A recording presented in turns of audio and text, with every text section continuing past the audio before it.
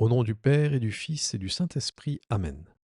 Mon Seigneur et mon Dieu, je crois de tout mon cœur que tu es ici, que tu me vois, que tu m'entends.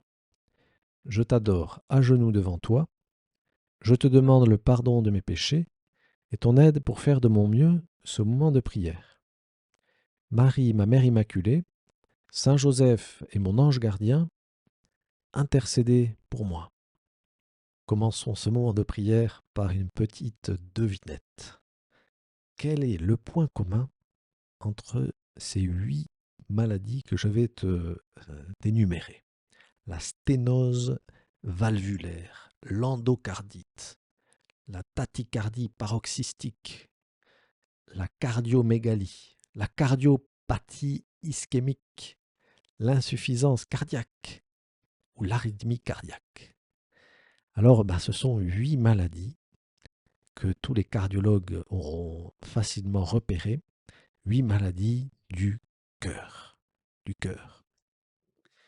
Peut-être que tu en connais une ou deux, ou que tu souffres d'une ou deux de ces maladies. Parfois, elles s'accumulent malheureusement. Mais ce qu'on sait et qu'on connaît un petit peu moins bien, ce sont les maladies du cœur de notre âme.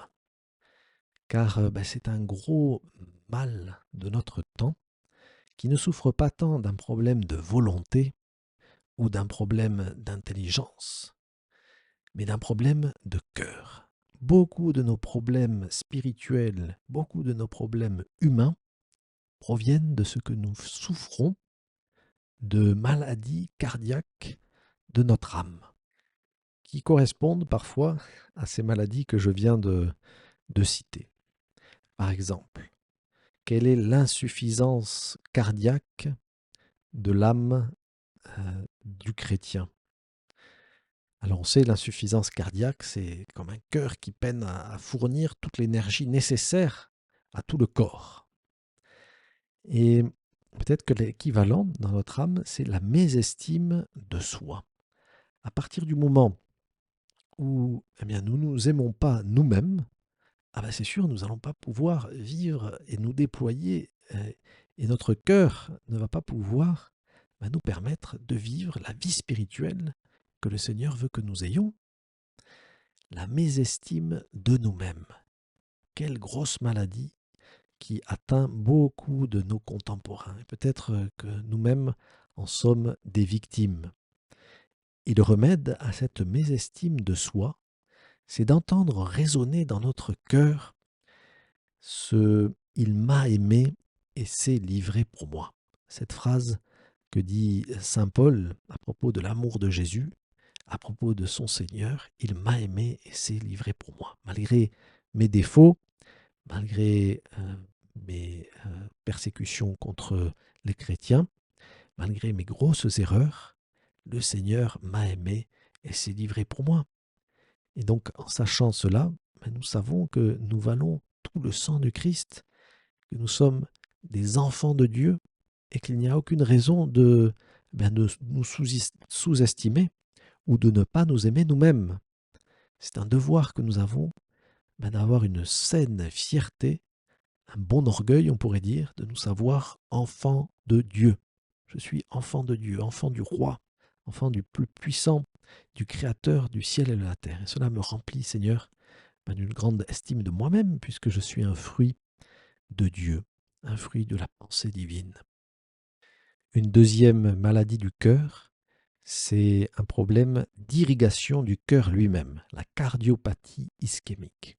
Alors dans le domaine spirituel, un cœur mal irrigué, c'est un cœur qui n'est pas suffisamment alimenté, et donc un cœur qui se dessèche, un cœur insensible, un cœur incapable d'être touché par la souffrance et les besoins des autres.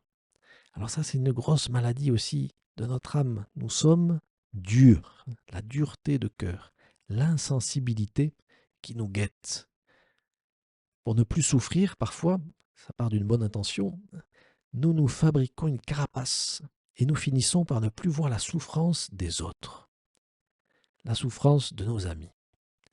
Jésus, toi, tu nous apprends la compassion. Tu nous apprends à prendre sur nous les souffrances des autres, malgré nos propres souffrances. Et l'amour commence par cela, par la capacité que nous avons à souffrir et à comprendre, à nous mettre à la place, à avoir de l'empathie. Ton Sacré-Cœur, Seigneur, nous apprend à nous oublier un peu nous-mêmes, à nous laisser toucher par la souffrance des autres et à guérir de cette cardiopathie ischémique, de cette insensibilité qui nous renferme. Une autre maladie du cœur, la cardiomégalie, un cœur trop gros. Le cœur prend trop de place et alors il finit par moins bien fonctionner. Peut-être est-ce un cœur narcissique dans le domaine spirituel, cette cardiomégalie. C'est quand nous nous regardons trop nous-mêmes, quand nous sommes centrés sur notre propre existence, quand nous ramenons tout à nous-mêmes, quand nous cherchons de manière désordonnée l'affection des autres sans cesse, quand à chaque instant nous voulons être admirés, reconnus, applaudis. Une jeune fille qui passait son temps sur Instagram à se prendre en photo et à retoucher les photos avec des filtres, avec Photoshop, raconte qu'elle était prise dans un cercle vicieux, puisque plus elle retouchait les photos, plus elle s'enfonçait dans un mensonge, et moins elle avait envie d'aller vers les autres, moins elle avait envie de sortir de ses écrans pour se confronter à la réalité, et car elle avait peur qu'on reconnaisse bien qu'elle trafiquait ses photos, et qu'on voit ses défauts. Quelle libération a-t-elle vécue quand elle a compris que le Christ, Jésus, l'aimait telle qu'elle était, et qu'elle était belle, tout simplement parce qu'elle est fille de Dieu. Et donc après la libération de sa conversion, elle a commencé à vivre sans trop se poser de questions sur la taille de son nez, sur ses oreilles, sur un petit grain de beauté qui l'obsédait et qui l'a centré sur elle-même. Libère-moi, je t'en prie, Seigneur, de cette maladie du narcissisme, de cette cardiomégalie qui me fait exploser au fond mon cœur et qui le dérègle totalement. Dans les maladies cardiaques, nous avons aussi l'angor chronique, des artères rétrécies. Quelque chose empêche la circulation normale du cœur. Et je pense que dans le domaine spirituel, l'équivalent de cette angor chronique, c'est au fond le ressentiment. Le ressentiment obstrue les veines du cœur, les artères, et peu à peu, le cœur empêche l'amour de circuler librement.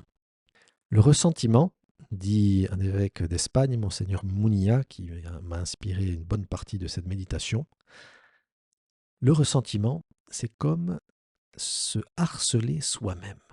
Ça part peut-être d'un harcèlement extérieur, de quelqu'un qui nous a fait du mal, qui a insisté dans ce mal et qui nous a tiré vers le bas. Mais ensuite, le fait de cultiver les ressentiments, c'est comme continuer ce harcèlement.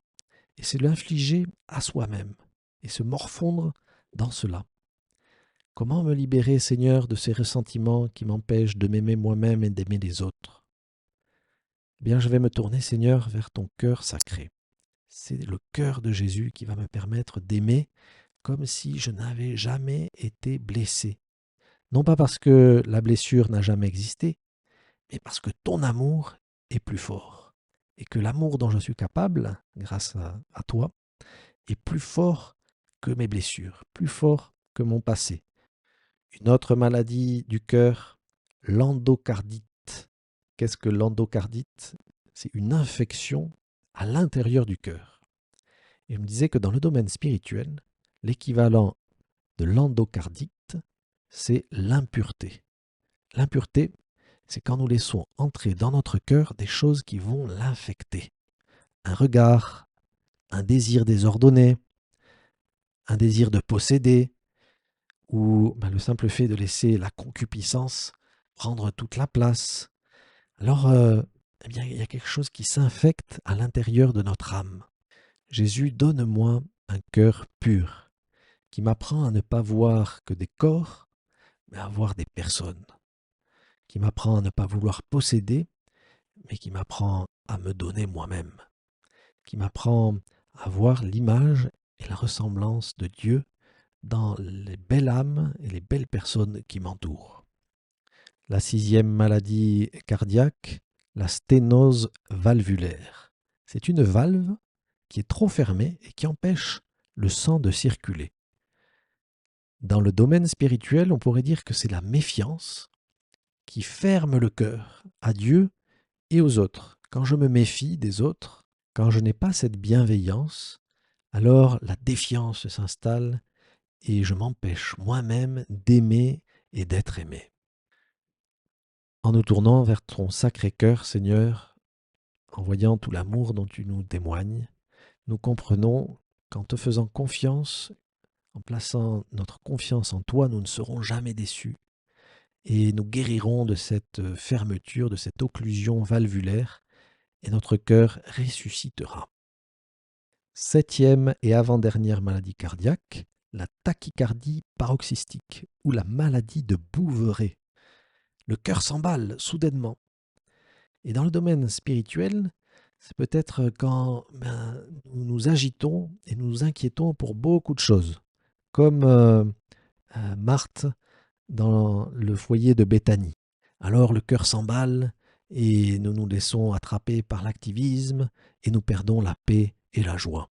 Mais en nous tournant vers ton sacré cœur, Seigneur, en nous laissant posséder par ton amour, nous nous souvenons que tu as un plan pour nous, que tout est sous contrôle, qu'il y a une direction à notre vie, qu'il y a une providence bienveillante qui nous accompagne.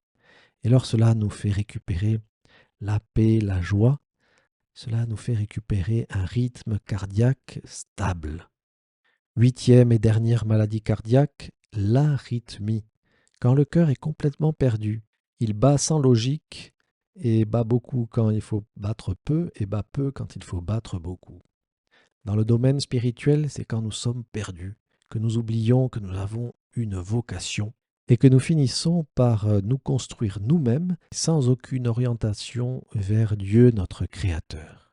Le remède à toutes ces maladies, Seigneur, c'est ton Sacré-Cœur. En nous laissant configurer par ton amour, notre cœur petit à petit va guérir de toutes ces maladies. Il va être régénéré à l'image et à la ressemblance du cœur de Jésus. Et nous pourrons de nouveau aimer avec un cœur saint, un cœur tout donné à Dieu, un cœur tout donné aux autres.